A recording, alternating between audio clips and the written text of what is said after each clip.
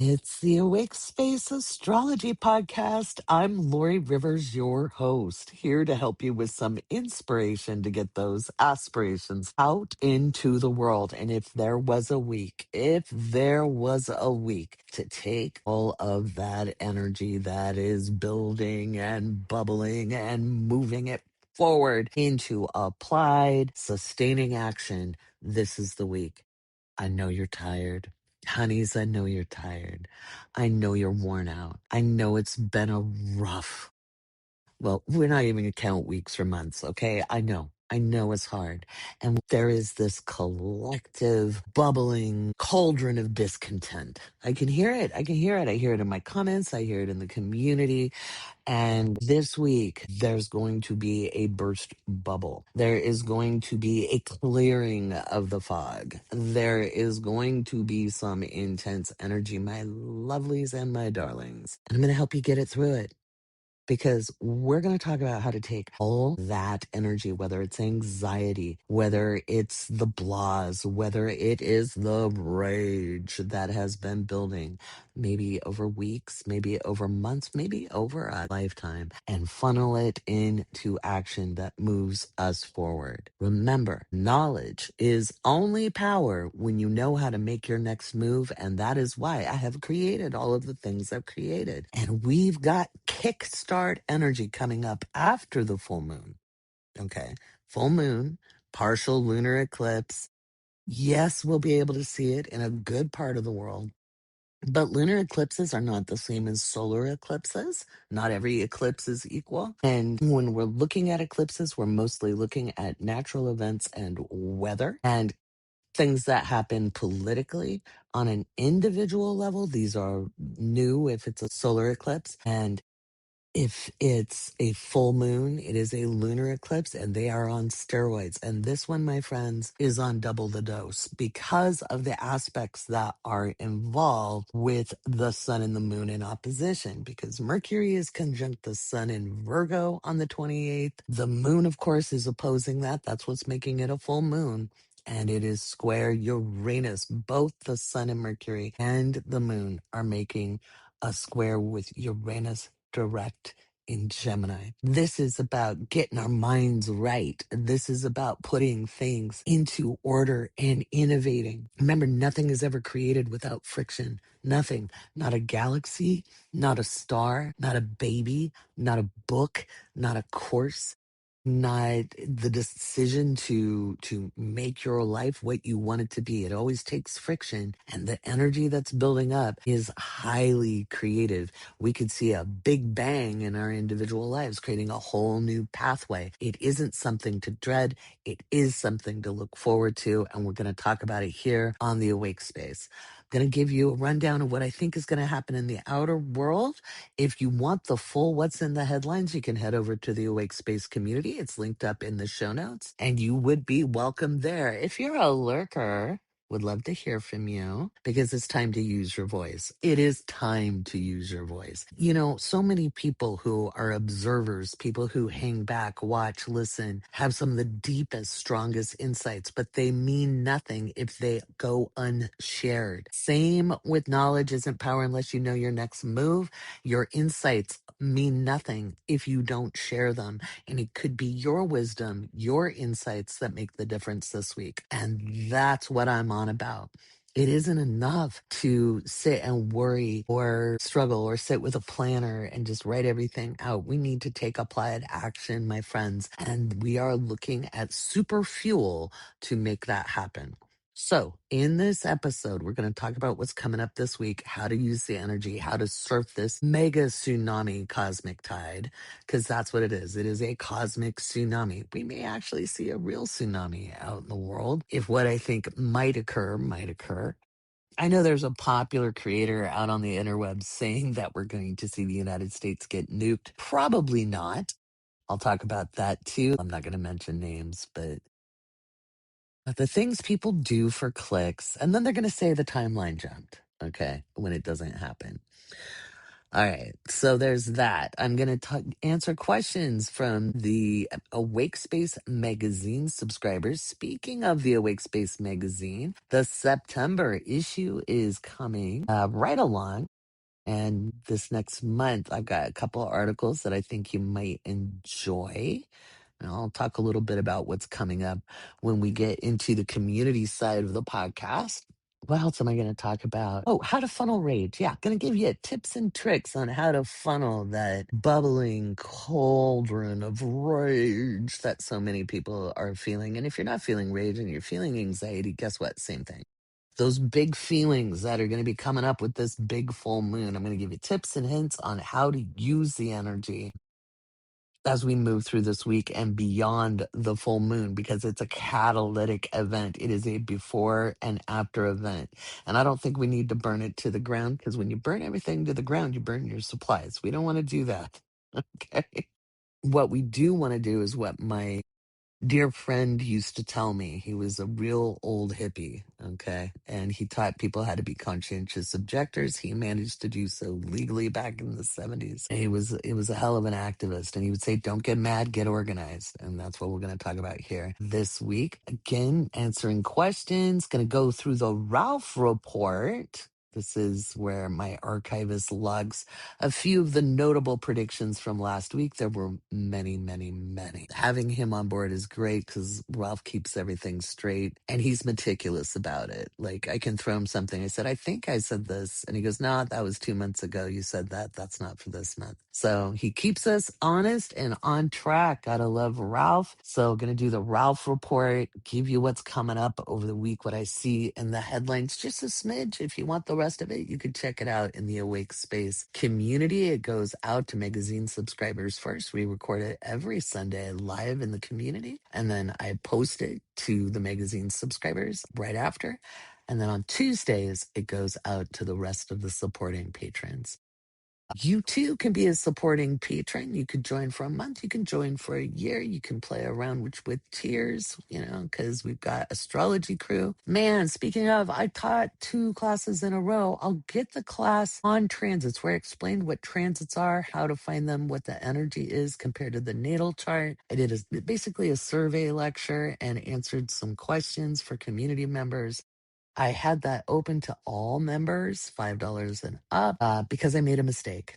I did. I made a mistake. I was getting my nails done last Monday and I one-handed wrote out the post and didn't select tiers. I got a bunch of messages from lovely people saying, oh my gosh, was this supposed to go out for everybody? Because I had astrology crew in there. And I went, you know what? Yeah, because I'll do the astrology crew class. We'll just dive into transits to the natal chart, and we start with the luminaries. So we did the sun yesterday as well. And those recordings will come out this week as well. So you have them in your astrology class library. There's so much good information there, guys. So much. And when it comes to aspects in the natal chart and transits in the natal chart, these transcripts will become the foundation for a book as we move into that. I got to get my other books out though.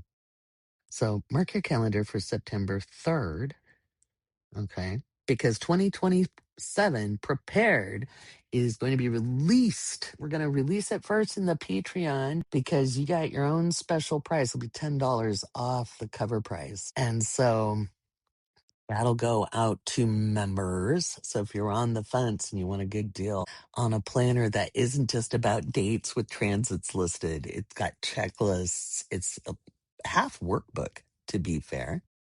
So it helps you work through your goals, helps you stay ahead every single month. You can get your shopping lists written out. It's based off my 2027 predictions and preparations event that my 2027 preparations and prediction event from July 11th of 2026. I'll be getting up the registration for the 2027 prediction and preparation event for December. If you already came to the one in July, you'll be getting your link and everything to join. You don't have to re-register. That's part of the Benny of getting in early.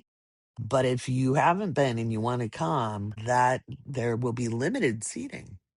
It's a webinar, but man, we filled up pretty good last time, so there will be limited space available. So you'll want to get on that ahead of time. Of course, if you're in the Patreon, you get your special savings. One last announcement before I tell you to get your tea and your coffee. I still have openings for readings. If you are a supporting member of the Patreon, your code went out. If you're not sure what that is, go ahead and ask in the Awake Space Lounge, and we'll be glad to give that to you for August. You have your special savings there. You can also book with Susie, Shelby, and Damien as well. They all have things coming up.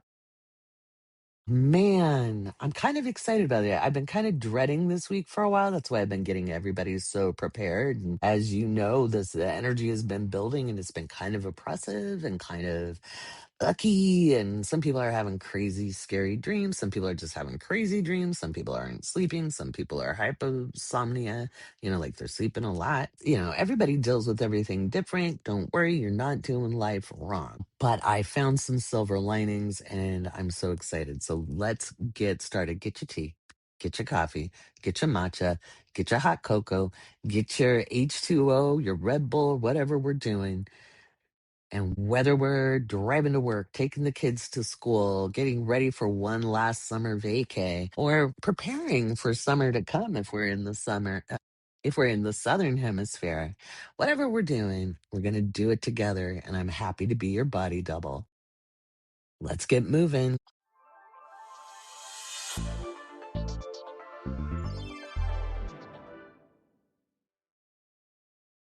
Oh, okay. First of all, the United States is not going to get nuked. I don't know what the hell is wrong with people who decide they're going to terrorize a viewing public who don't know enough about astrology to understand where somebody is full of bullpucky. And I know the kids are listening because we're on school runs again. So I know, we're going to watch our language. But it's a fairly well known person who came out and said that I do not see that as a great potential. All right. I don't. I do think we could see some things heat up in the Middle East. When I watch it, like Turkey, Saudi, and Pakistan made a defense pact, which I thought was really interesting because Turkey's already part of NATO. And I've had my eye on Turkey for 2 years. If you've been in the Awake Space community, you know I have been. I've put up many, many news stories in the predictions because I'm watching Turkey pretty closely. It was very interesting. The foreign minister from Israel was saying they'd read the NATO charter, and if they attacked Turkey, it wouldn't invoke Article 5. The hell it wouldn't. I'm sorry, I'm an international relations specialist. Bullshit, it would not. So I've been saying NATO is heading for a crisis and Turkey may be why. So keep your eye on Turkey as we move into that full moon. I'm a little nervous about that one. And granted, if you live in the Levant, if you live in the Arabian Gulf, if you live in Eastern Europe, because I know we have a global audience, do be aware conflict could escalate. All right. And there might be some issues with drones, missiles, both long range and short range. There could also be radar jamming or use of sonic tools, sonic weapons could be up on deck. But do I see nuclear? We could see a dirty bomb somewhere. I don't see it in the contiguous United States. It would be most likely in an active conflict area. Now, could there be other things that happen in the United States? Yeah, there could be. And we'll talk about that when I talk about what I think is coming up this week. There's going to be a lot of people driving fear this week as we head towards that Pisces full moon that happens late on the 27th night, West Coast, Hawaii, Midwest. The East Coast, the full moon happens in the early hours of the morning into then morning, afternoon in Europe, UK, etc. Remember, my predictions are always global. When people are like, "Do you see it for the UK?" Well, I do see stuff for a lot of places. I'm not running every chart.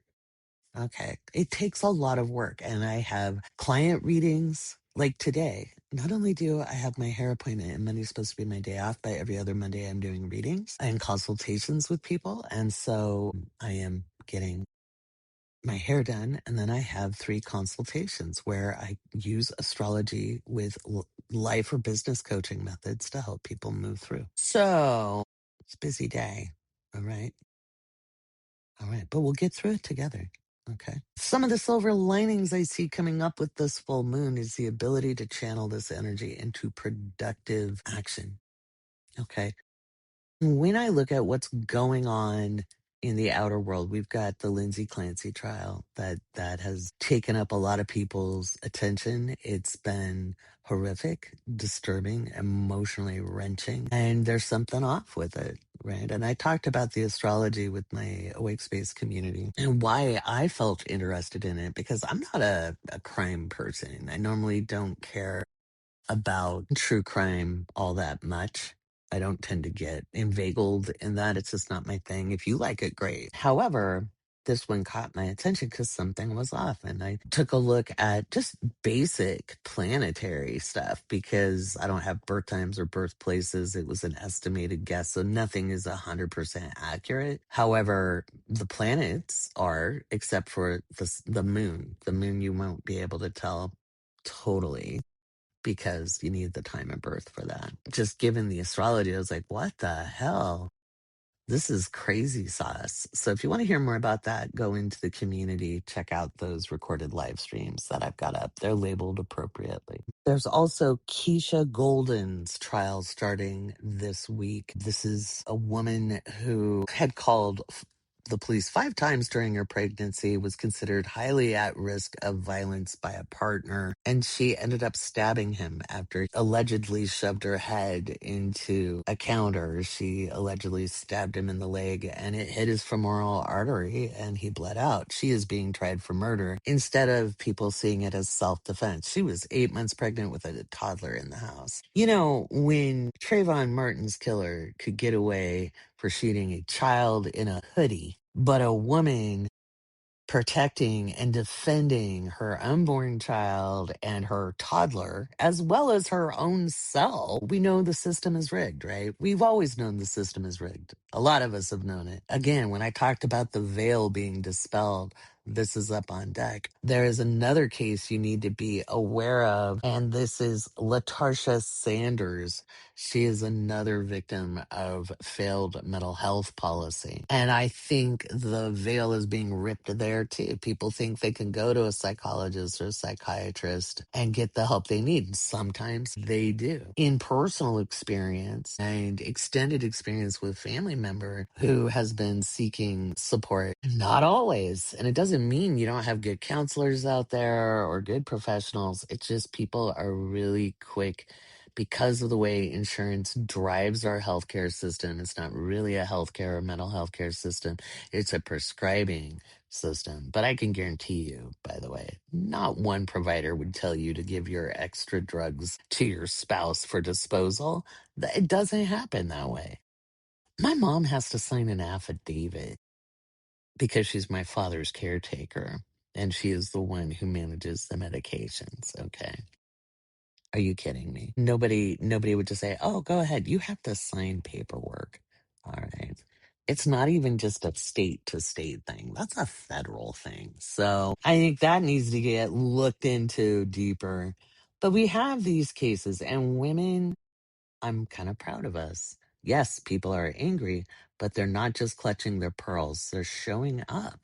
They're sharing and spreading news. They're organizing support, like that GoFundMe for Lindsay Clancy's parents. Okay. That's assisting in a compassionate way. We need to do that for one another, whether it's starting cooperative businesses, starting ways to help each other in community. And look, men get let down in the system too, because patriarchy screws everybody over. But it's a totem pole, it's a hierarchy. And what we have to do is not adhere to the hierarchy. All right.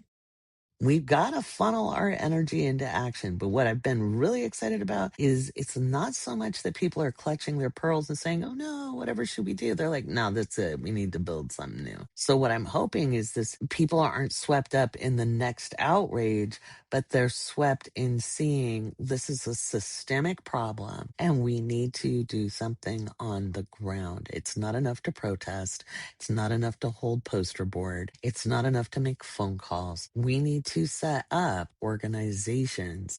I call on Mackenzie Scott. Come on, Mackenzie Scott. Help some people out. Don't just look at the established organizations, although, yes, look at those, join those for help, but look at building community endeavors. Look at education for community and programs because look, we've all been trained to either mind our own business or that we aren't good enough, strong enough, important enough to take action in our communities. And that's both men and women or whatever gender you identify with. Okay. But if you were socialized female, especially, instead of weaponized incompetence in one direction, we have it in others. Like, I need to be this kind of smart to do it. I'm not equipped. I didn't go to this kind of school. I didn't do blah blah blah. And men feel that way too. Stop disqualifying yourself. Let this full moon energy rip away the illusion of your believed incompetence because that's oppressive. You're not incompetent. People wouldn't work so damn hard to suppress you with marketing and messaging and stay in your lane if you didn't have power. Okay. If you didn't have power, I'm all about the liberation of the human condition. And that goes for men as much as women. But I'm going to speak to women because I am a woman and that is my lived experience. I have not lived as a man. I have raised a man. And I countered a lot of that early incel stuff that they were exposed to online. We would have a lot of conversations around it. By the way, he's a hell of a good man. I also saw the prejudice against young men. Okay. And I saw how through social training, young men can get cornered and trapped. All right. So women are not the fairer sex. They are not incapable of violence. It is not worse when they commit violence than when men commit violence. Violence is violence and violence is wrong. It is not more worse, more better, more worse. It is not worse when one does it versus the other because to expect violence of men is unfair to men because there's many gentle men and there are violent women and they could be violent emotionally, psychologically, etc. We know what the statistics are and we can run with the statistics, but remember, not everything is reported. And there's shame that holds us back. Okay. Until we see each other as human beings, because I'm not arguing for one thing over the other.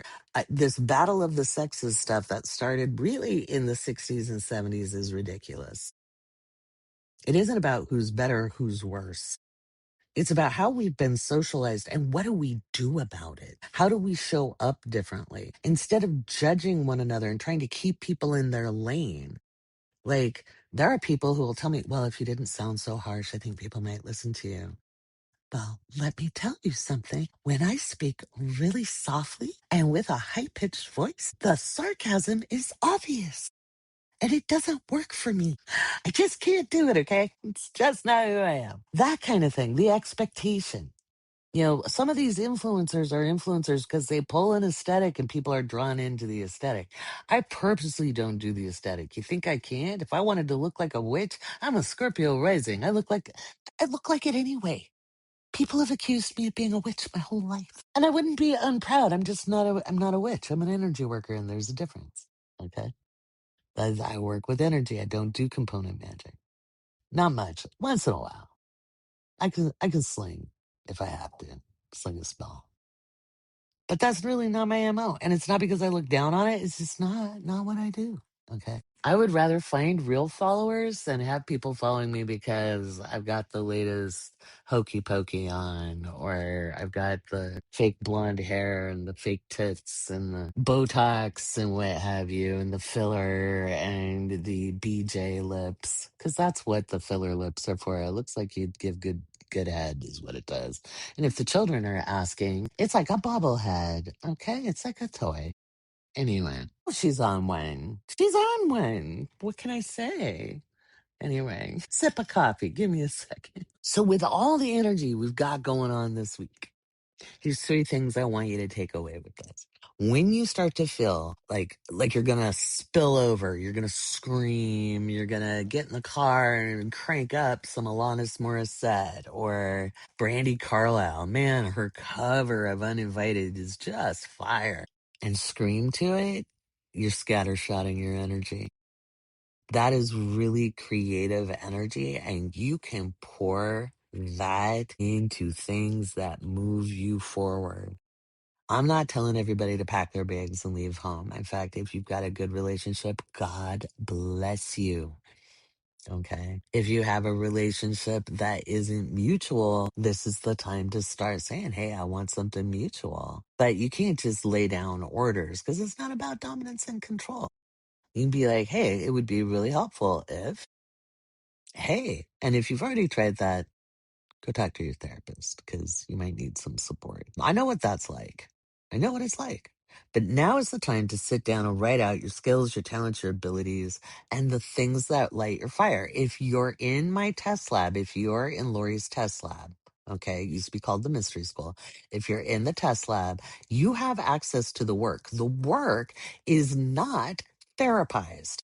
Okay. It's not a time to sit down and examine all of why you do what you do and why you hurt and blah, blah, blah. It is about chilling out when you have a reaction and paying attention, observing and making another decision. I feel this way right now. I'm telling myself a story. It is distracting me away from my goal. What do I want to do to go closer to my goal? And then you get into the ANI process and you start mapping out your goal. Again, that is not a therapeutic process. That is an idea to action planning process. And you got to move through it step by step.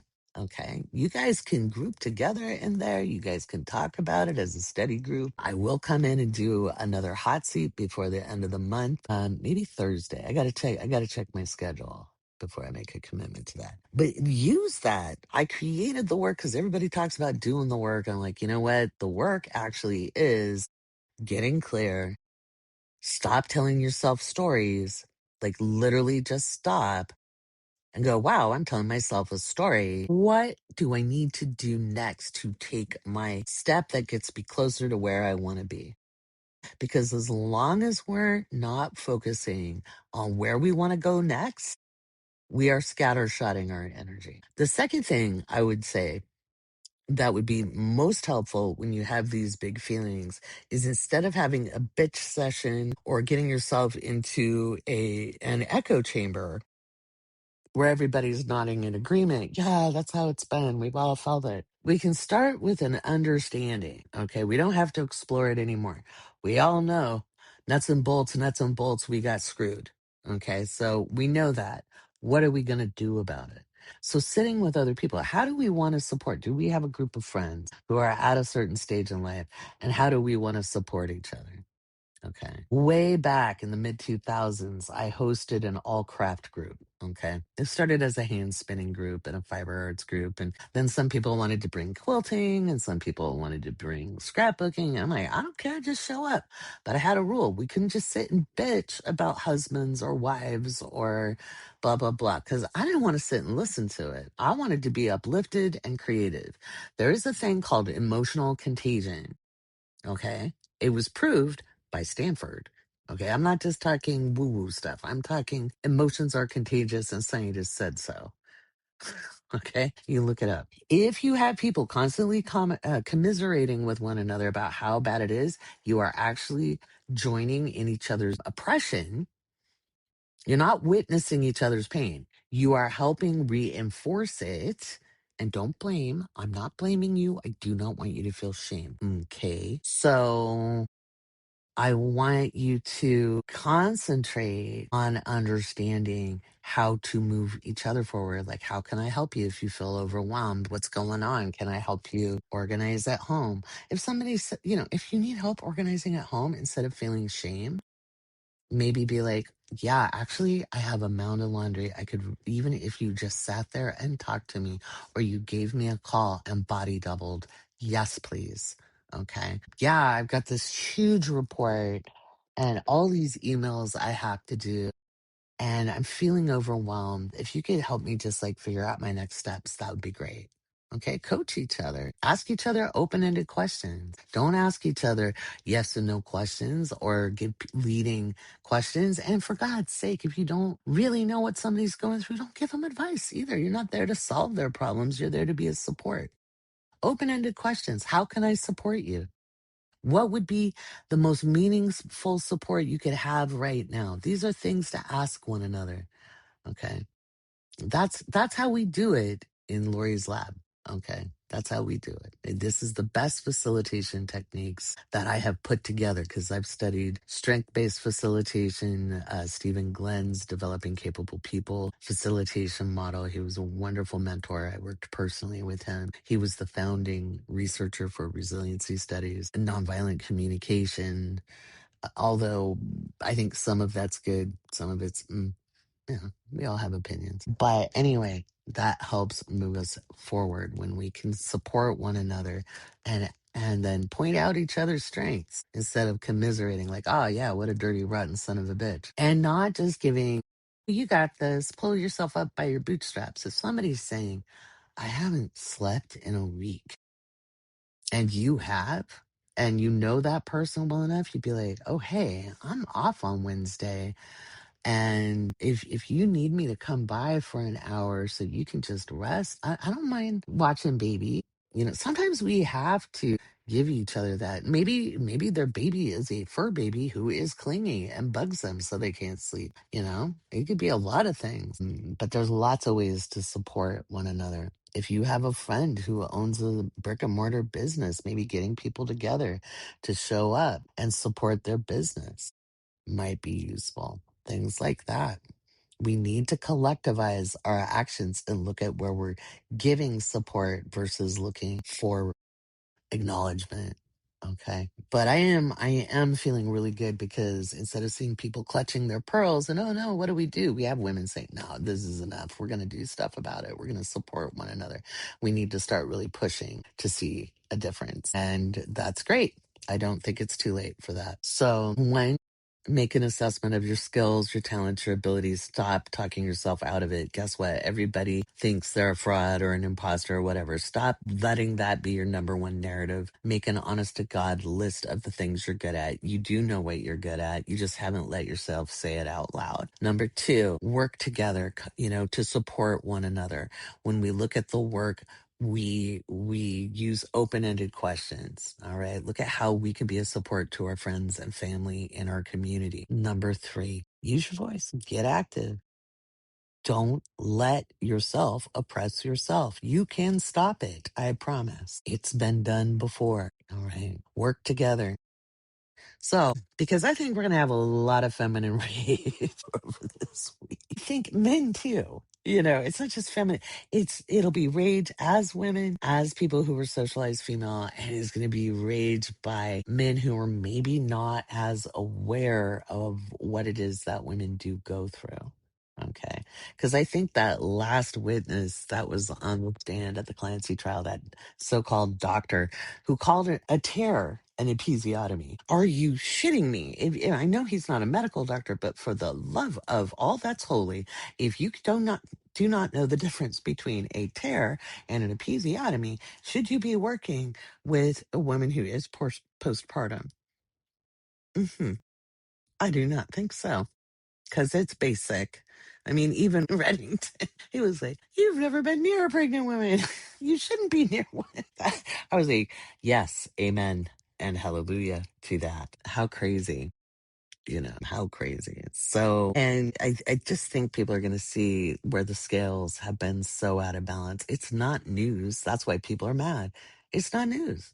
It's not news that Keisha Golden is in trouble because she's a black woman. If it was a white woman, people might have praised her for self-defense, depending on where you live in the country.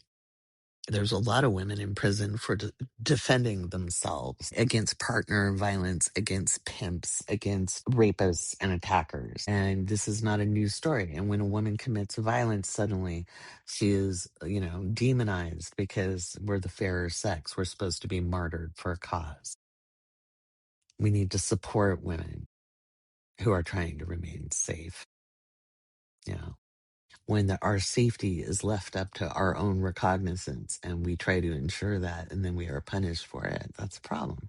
But instead of getting 100% pissed off that we're going to go on a rampage, maybe we say, how do I support people?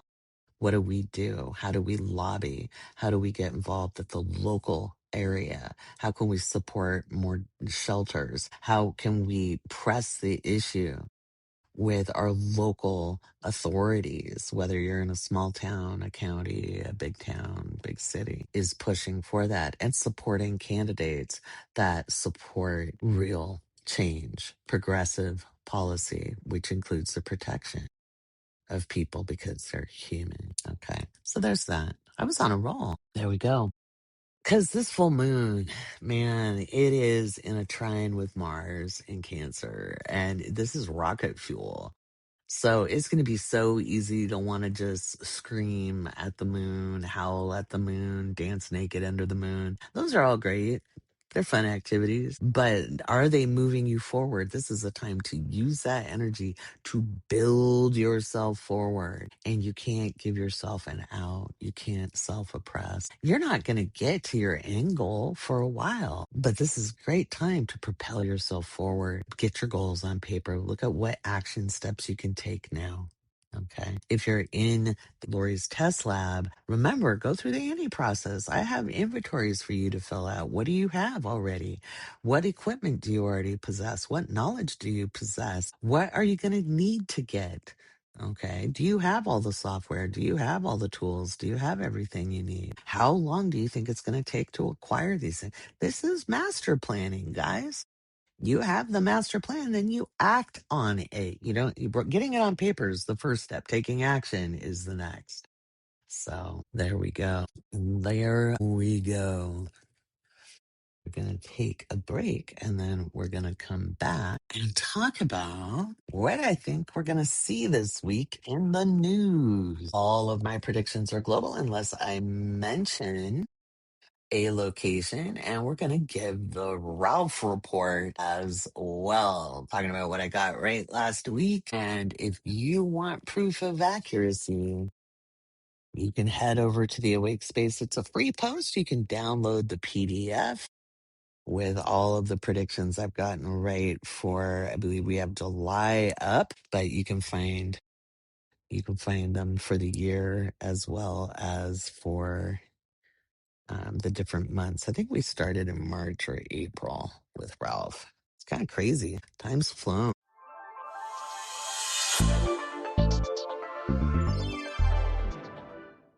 To the person on my YouTube channel who told me I was full of baloney for saying what I say about Chiron, my response was, here's a third time. And here's now a fourth, where I say Chiron is overemphasized by many because they don't do the rest of the work that actually lines up with modern neuroscience. And they use make it fit analysis instead of actually thoroughly investigating the chart. Chiron is not a shortcut and it is overemphasized. You can like it or don't like it. But on my platform, and when I teach, that's what I'm going to say. And I do teach about Chiron, but I move it away from its overemphasis in the chart. Okay. Because you can find everything. Sorry, I just saw the comment. I was like, okay, you don't like it. You don't like it. You don't have to like what I say. That's fine.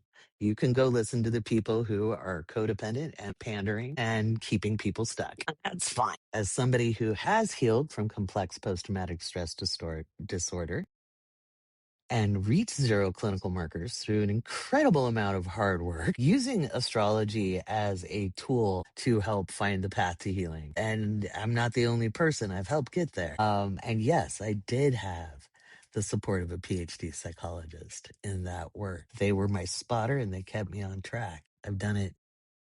So I'm not somebody who started out with a rosy life and everything was okay. I abhor a system that keeps people oppressed and stuck in their pain. And the way a lot of people talk about Chiron, especially on social media, it is overemphasized and it is used to debilitate people's process versus helping them find their healing route. That's why I say what I say. So you can like it, you can not like it, and that's up to you. All right, let's take a look at questions from the Awake Space magazine members. So, got a question from Salome. I have a follow up question from the larger house sizes question from last week. How does the intensity and pertinence of a smaller house filled with 3 or more planets express, particularly if all of those placements are inner planets? From my experience, the house and its theme with its setup has been so important to me, but has always felt restricted regardless of what I tried. That is until recently. So when I was talking about the house sizes, remember, I have not listened back to that. I probably said it depends on the planets that reside there. So obviously, if you have a smaller house and you have 3 or more planets in it, those planets are energizing that house and making it emphasize. So in your case, it was the 5th house, and creativity is really important to you. And you may not have had the time. We spend that creative energy in lots of different ways. Okay, we spend that creative energy in lots of different ways. That was something I covered through the transits class and the sun activating the houses with the astrology crew. Okay, so when I got to the 5th house, I talk about, I get a lot of people who have young kids and they're like, where's my energy? Used to be so creative. And I'm like, well, part of how we spend our life force and why it's part of the meaning of the 5th house is also children, is we're keeping those little buggers alive, and a lot of our life force goes there. And when you're tired, you don't have a lot of energy to do a whole lot else. And so doesn't mean we're not creative, we're just putting our creative energy in different spaces in different ways. And once we have that energy freed up a little bit more, we're able to put it elsewhere. Okay, there's different life stages. That could go for having animals you consider part of the family as well. Okay. So when you have those responsibilities or caretaking and even elders, I've seen a lot of people who are caretaking elderly parents have a lot of activation happening in that 5th house as well. So you only got so much energy to put into different projects. So the same would be for any of the houses. So if you've got a skiddier 1st house, but you got a lot going on in there planetary wise, then that drive for self understanding, self protection, survival needs, that's going to be up on deck. So, and just keep following the house meetings. If you're in the awake space, you have access to the ultimate cheat sheet, which isn't a cheat sheet. It's 47 pages long. It's an ebook, and all paying members have access to this. I wrote the story of the houses, which is the unfolding of consciousness through the houses that gives you a better understanding of how everything connects together in the astrology chart. But I also break things down house by house as well. So you have that available. It's not just a one-time read, right? It's a resource.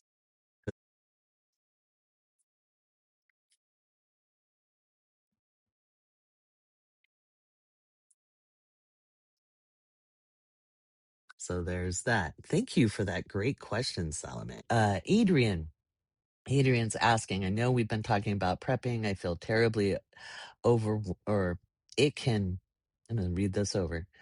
I know we've been talking about prepping. It can feel terribly overwhelming if you're a beginner or financially limited. Absolutely. I know after your last morning chat, I kind of had a meltdown as I worked through all of my reserves and failed to replenish. Oh, no beating yourself up, honey. It happens.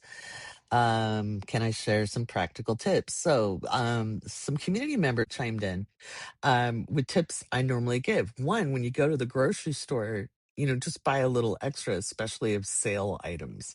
So if you like a certain, salad dressing, and if it's on sale and it's, buy 2 for 5 or something like that, well, get 2. Don't just buy one, or buy 4 if you've got the budget for it. Everybody's budget is different. Buying larger packs of meat, even if it looks expensive. So if you're looking at ground beef or chicken legs, or depending on what you're getting, that you can then go home and parcel that up into different portions and freeze it or vacuum seal it. You can do food preparation where you vacuum seal it. Again, a good old fashioned seal a meal goes a long way. There's these new vacuums for mason jars. that look pretty good, and I've heard good things about them. I would get, if you have picky eaters, look at the consistency that they like to eat, and you can translate that in different ways. Okay. So that's important. Also, if you have older kids, I'm not a big fan of rationing foods. And during the Great Recession, I had kids in their growth spurts. That was super fun. I had one that could clear a Costco run in 48 hours, you know, and I'd be like, oh man. I shopped at a lot of different grocery stores to keep in my budget because we had a very tight budget when the kids were growing up. Um, I would basically look at all the sales. I wasn't like a competitive couponer though. I wish I would have had the discipline for that. I did not. That's, but I would look at the sales and I would do my rounds and I would pick up extras. I would stash things away. And I always, from the time my kids were little, I had a food cupboard for them.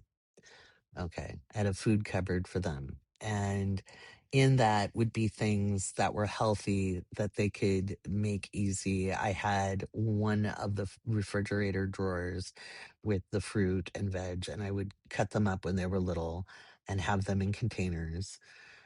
Sometimes I had to open the containers, but they could, if they wanted apples or grapes or whatever, and I would have those portioned out as well. Um, that helped. When my kids got old enough to cook and were capable of cooking, if they didn't like what I cooked, they could make their own things. And I had ingredients available for that or sandwich material for that. So there's that. So if they like mac and cheese, there's lots of ways to make different foods that can meet that kind of texture appeal, you know. Um but also as they get older, having them learn. I had a farmer's stand available and she kept great prices on things. Every summer she had a squash and other produce sale. I could get 100 pounds of potatoes for like $20. You couldn't get that anywhere, you know, but this was a wonderful local farm. And so I had cold storage. I could put it in the garage. It would be fine in the garage. And so we had lots of potatoes. We had squash of different kinds. And we tried a new squash when my kids were like in middle school age. We tried a new one every week. And if they didn't like it, we never ate it again. So, like, not all squash is going to be appealing for different people. There was this little one that when baked tastes like chestnuts. It was really yummy. It had a nice texture. It wasn't slimy. And my son just really loved that. And he would eat it after Taekwondo. I would just keep a bunch of them in the kids' food cupboard. And he was a teenager, but he'd make one or two after he got home from Taekwondo, after he had his shower, he'd, you know, make one real quick and it was tasty and he'd be not chewing my leg off for dinner. So sale shopping, not overbuying of things because you can end up with extra stuff that isn't going to keep, but you can prep things you know they'd like. So, like, my kids really liked soup. Not every kid does. My kids did. And I would put that in the seal a meal as well. So, I had my freezers. I had two freezers. I had the one over the top of the fridge, which wasn't very big. And I had a standing freezer in the garage.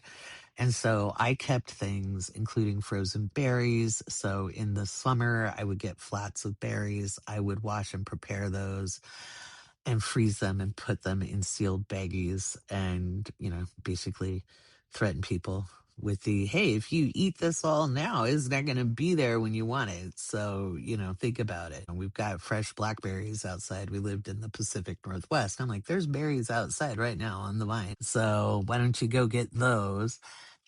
And I also included them in that. If they wanted to go grab berries off the blackberry bushes, then they could come get some bowls and we'd wash that and we might make a pie together that night and then freeze the rest or something. So we had berries in the wintertime. So Some of it is inviting and investing people into the process. Maybe when we try something new, instead of like throwing it all out, do a taste testing night to see if people want to rate it, make it like fun, like a game. Cause I understand having picky eaters. Mine weren't picky as so much as they had different dietary needs. So I had one who needed more very, very fresh food, lots of food allergies. And so I had to cook very differently for that person than I did my then husband, who was diabetic and had different dietary needs. I can't eat like a diabetic or I actually get sick.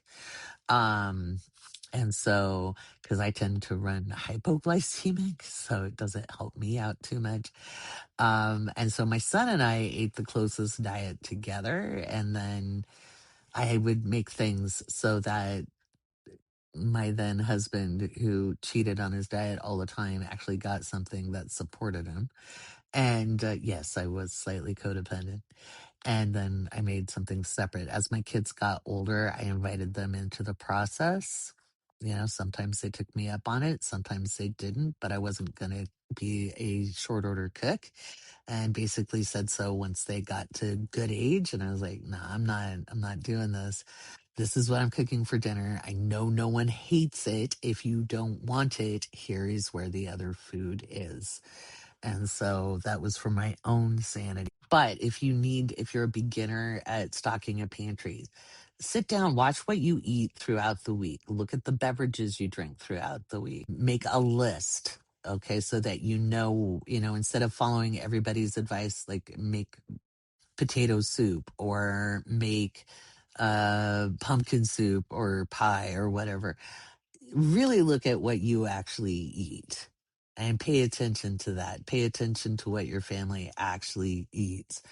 And then make a list of ingredients for cooking from scratch. And then any pre prepared things or box things, items that you use, more instant foods. Take a look at that. And then look for sales, shop the sales. If they've got 4 for $5 or buy two get one, or it's $2 off, get those things. I would look at your coffee, I'd look at your tea, I'd look at powdered mixes as well. So like for emergency, I have tomato powder for making tomato based soups. I have seeds put away for gardening in the wintertime. So when we fire up the hydroponics, because we're also a very small household, we don't need to put a lot away because it's 3 adults, 2 are elderly. We don't eat a lot, nor should we. And so we're paying attention to our ingredients and what we're keeping put up, frozen, and what dried goods we need to have. So recently, I bought a 10-pound bag of rice, which will last this household a long time. We don't have kids. We don't have growing kids. Um, I bought lentils, 2 different kinds of lentils. I bought navy beans, kidney beans, and I don't remember which other bean. I think I got mung beans as well because they cook up fast and easy and they have a lot of protein. We have adventurous palates in our house. Okay. We have a good stock of pasta. Okay. Because when I warned everybody to buy pasta because there'd be shortages, I happened to run into a really good sale. I bought a lot of pasta, and we don't eat a ton of pasta. So we still have a fair amount of pasta. So those are all little things you can do that to help, but you want to do it over time. Don't try to like big bulk over orders because you're worried or scared. I would start now because I think we're going to see supply chain issues due to bad transportation, with climate change, all that fun stuff. So it's more like if you want to have what you need on hand so you don't have a mutiny in the house, make sure you're putting a little bit away over time. You know your family best and how it operates. Just, if you can have a good stash of things to put away, that's great. Like I said, I'm not a huge fan of rationing when it comes to growing kids and food. So I just worked double time to hit as many sales as I could. It was especially difficult when they were in growth spurts as teenagers.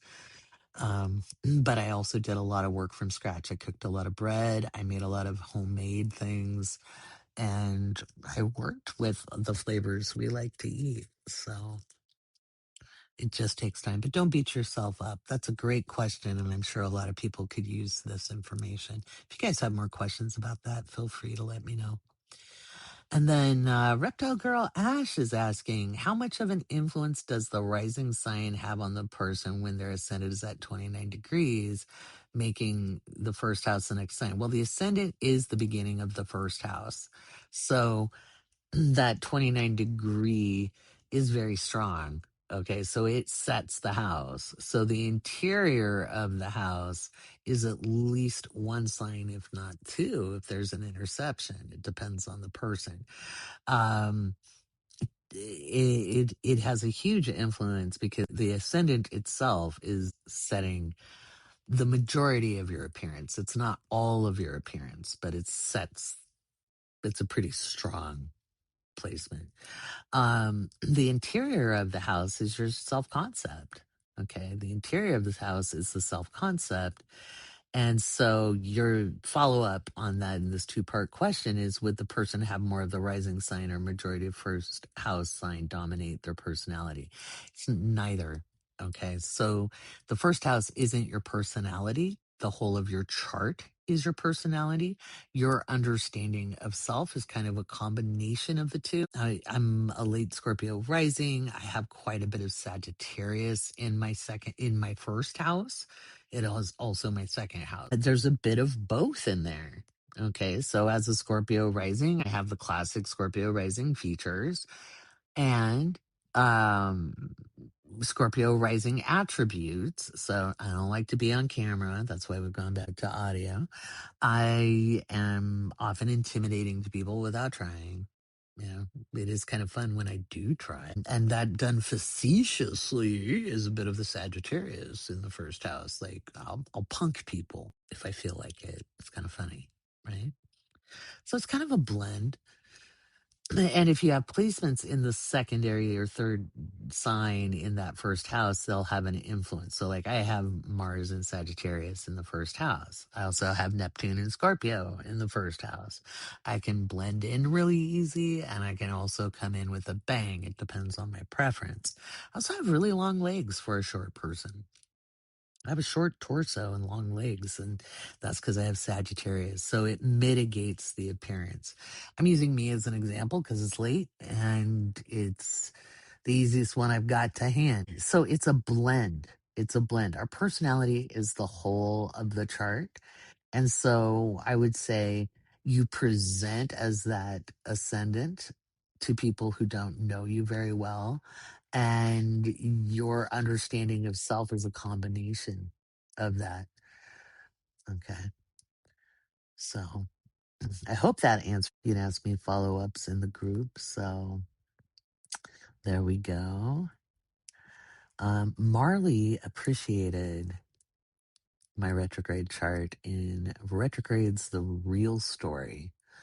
Marley appreciated that. And thank you, Marley, for appreciating my graph because I deliberated. I went through like 5 different graphs before I found one that I thought showed the retrograde of each of the planets that go retrograde to our perception, to show their frequency and just to help clear it up. And Marley got to use it and show somebody.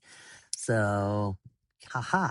Oh, and Lissa asks, can astrology tell if one sport becomes more prevalent or in the spotlight compared to others? I was talking to a few parents and they told me this is the first year they've seen so many kids join competitive swim. And I was thinking how in my era, we barely heard about swim as a sport besides the Olympics. You heard more about soccer, football, your college years, you heard more about basketball. Yes and no. It's going to be regional. Okay, it's going to be regional, but swimming was actually a really big thing in the 1970s.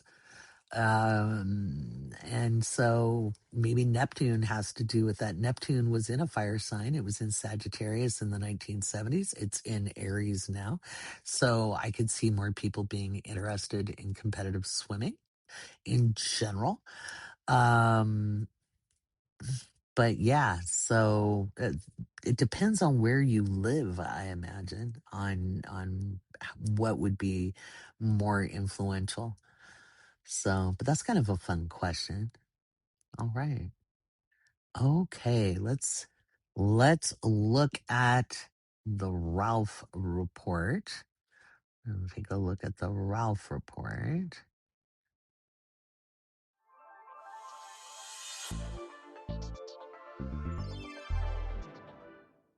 Every week, Ralph gives me a list, and this is a short list. Okay, it's not a long list because there's a lot that comes in every week. Remember, I do approximately 375 to 500 predictions every single month, depending on the astrology. This is predictions for the week of the 16th through the 22nd of August, 2026. August 15th through the 17th. I had a mass shooting, public violence, stabbing, or high profile murder.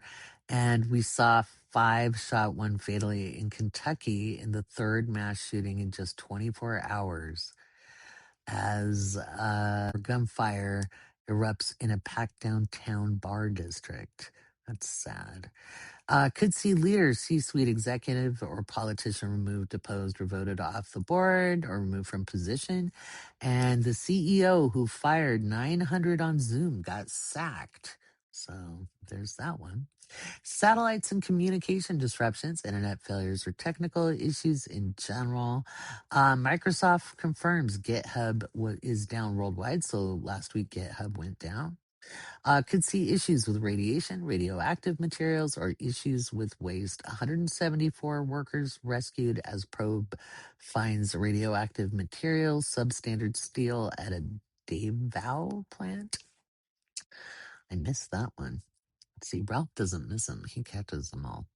August 17th through the 20th, drought reveals ancient settlement or site of significance.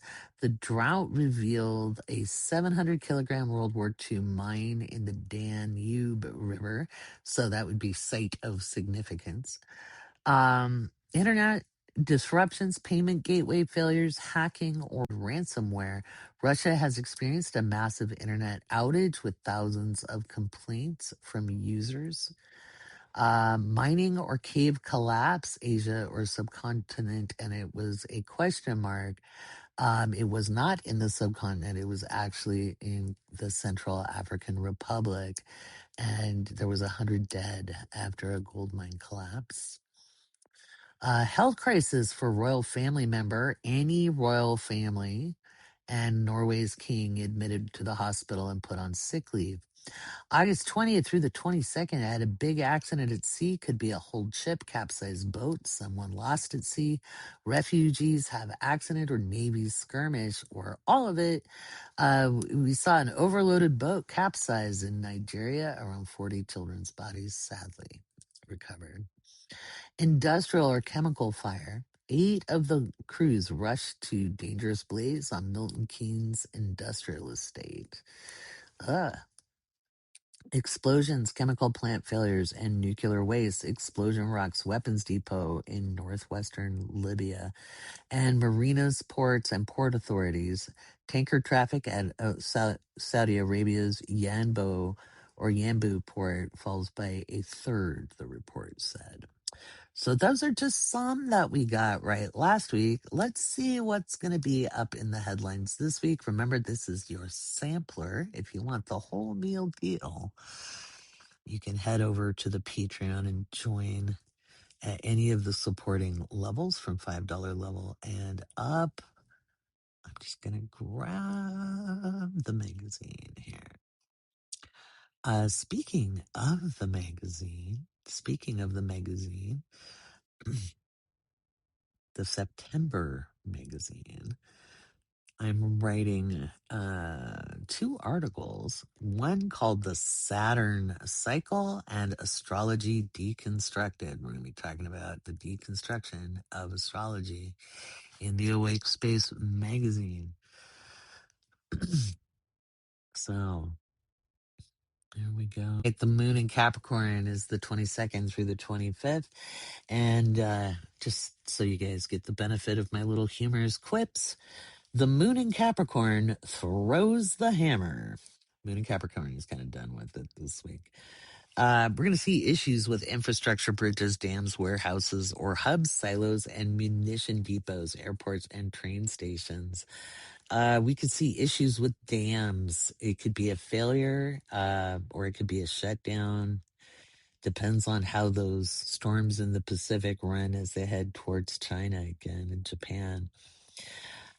We could see politicians and judges under fire. Could be literal attacks or political jabs in the press. We could see an archaeological find that deals with information on public participation in leadership. It could be pre-Roman or medieval. Let's see. We could see some public figures have health problems or untimely demises, because I've got that in more than one way throughout this page. If you get the magazine, that's page 39 in the August issue. As we move into the 25th through the 27th, remember the moon stays in a sign for 2.5 days, 54 hours to be exact. The moon in Aquarius hacks the mainframe.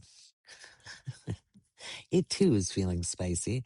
I think we're going to see some big wind with that moon in Aquarius, and that could bring in dust and sandstorms as well as extreme temperature changes. So we could see extreme heat cooling off, or people who've experienced colder weather seeing hot, fluctuating temps. We could see some really weird lightning this week as well. We could hear news of UAPs. We could see further disruption of internet services or software as a service solutions. We could see the Gulf countries see more damage and deal with popular unrest. Potentially, we could see a historic event on 8/27. Could be international crisis issue with NATO, UN, or other international body. Turkey makes announcement, ends agreement, or pushes for military solutions in the Levant. Hey, I wrote this before they were talking about it in the news this last week. Okay, these were written at the end of July, so just saying. Issues with air travel could see airspace closed, or issues with control tower. So there's that. This is just your sampler. Remember, there's 40, 50 predictions on each page. So the moon in Pisces throws foam and it hurts August 27th through the 30th. And we could see a significant storm in the Northeast, USA, UK, Northwest Europe. It could have cycling weather, read water spouts, hurricanes, not hurricanes, water spouts, tornadoes. We could see hurricanes or typhoons, things like that. Issues with radiation and radioactive materials. That doesn't mean the United States is going to get nuked. We could hear about radioactive materials, nuclear waste, nuclear power plants, or we could hear about dirty bombs being used, I think most likely in the Middle East. Could see it in Eastern Europe. Let's see. We could have a new song hit the chart. So, or hit the charts. We could see recalls of medications or issues with production or inventory. Got some news about DJT throughout the week. He may go quiet. Doesn't mean what you think it means. He just might not be. He might be pulled from public view end of the month. So we'll see. I think you won't see a lot of him between August and September. Um, doesn't mean what we hope it means, though. Okay. International organization or court is in focus. There might be a lot of, it could be ICC, ICJ, it could be NATO. We could see things like that, international organization or court in the news. Um, da-da-da-da. And I think we're just going to see some really, really big weather. So, yeah, if you're in Hawaii, keep your eye on the weather, especially towards Friday, the 28th. You guys might get hammered again. Same with the South Pacific. So that's all up on deck, my lovelies. That's all up on deck. You personally can have a really great day. Okay. we're going to go more into how to use this energy to your advantage. And that's how we're going to round out the podcast.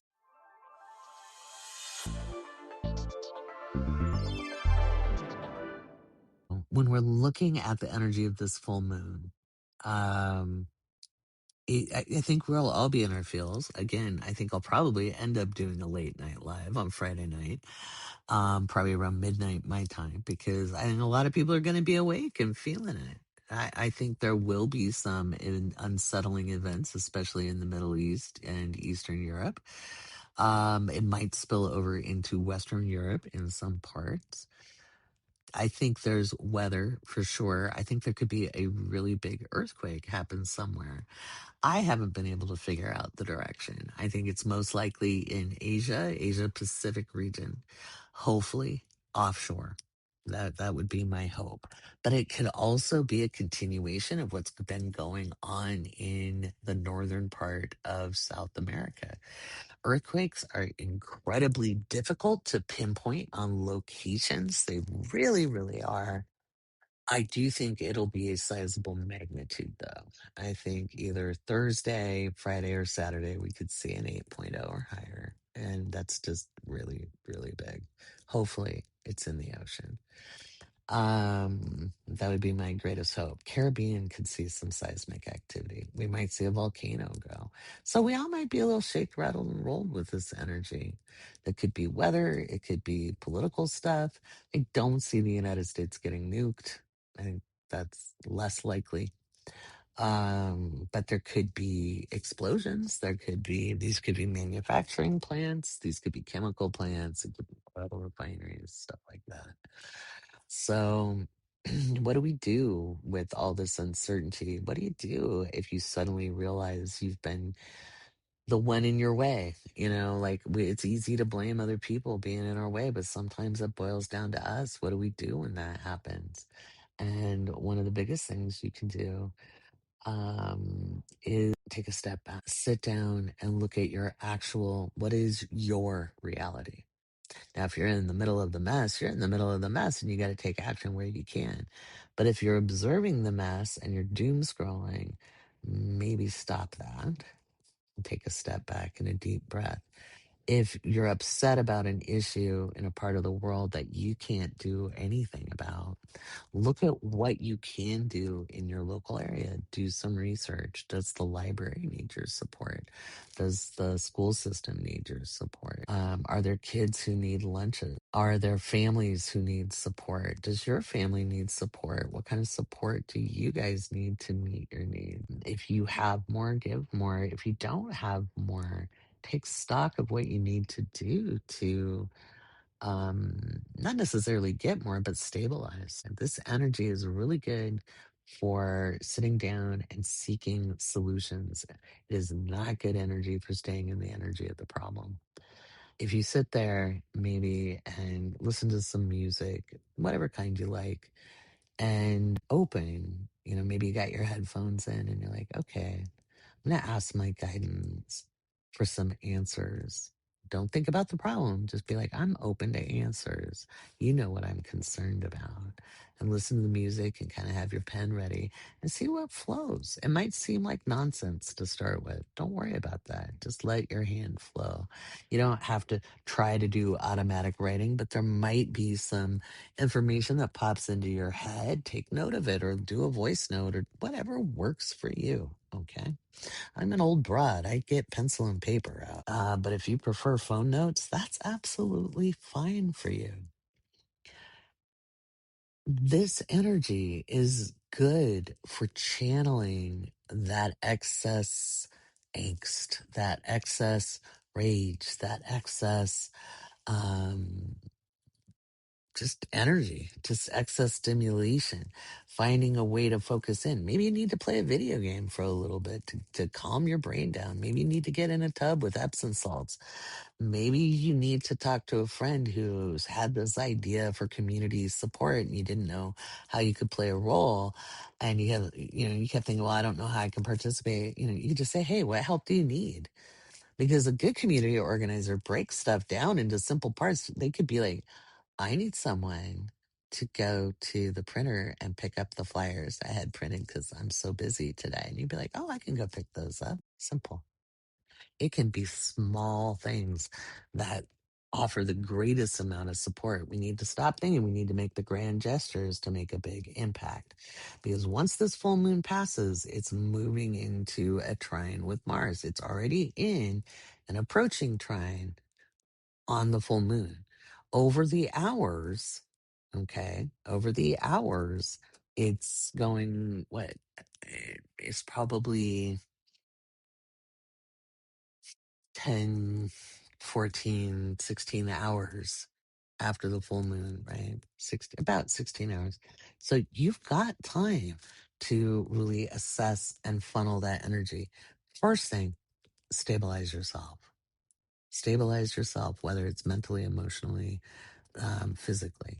Okay, take care of you. Get stable first. And then you can have the clarity to take the action. That is the best method I know. Okay, so you feel the feelings in the moment and then you take action from a stabilized place. Once you've found a calm space, once you've found a neutral position, there's nothing wrong with having big feelings. They just don't tend to lead to the best decisions. And if you're in the Awake Space community, be ready for an alert that I've gone live. I'm not going to schedule one. I'm just going to kind of roll with it. Well, a lot of times I'm reading through comments or I'll just feel it. I'll be like, oh my gosh, I think we need to put some settling energy in and be a support so that we can process and move forward together. So that's how we get through this week. Get your surfboard because we've got a cosmic tsunami. And we may see a real tsunami from that volcanic or seismic event. Am I 100% sure about that? No. I give it a 65% possibility though. So get your surfboard ready. And I look forward to hearing from you. If you've got questions or comments, please leave them in whatever platform you're responding to on YouTube or on Spotify or in the Awake Space Patreon. I'm Laurie Rivers. It's always a pleasure to be your host.